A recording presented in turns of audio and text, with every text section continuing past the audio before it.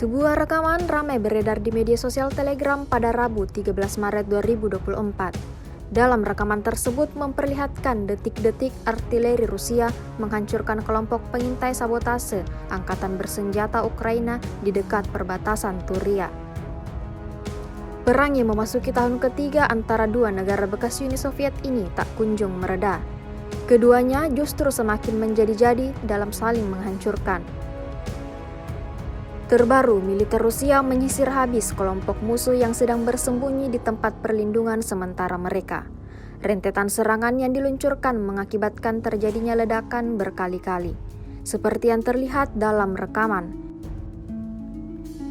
Insiden ini diklaim Rusia menambah daftar panjang kerugian yang didapatkan angkatan bersenjata Ukraina. Video ini viral dan menuai beragam komentar dari warganet.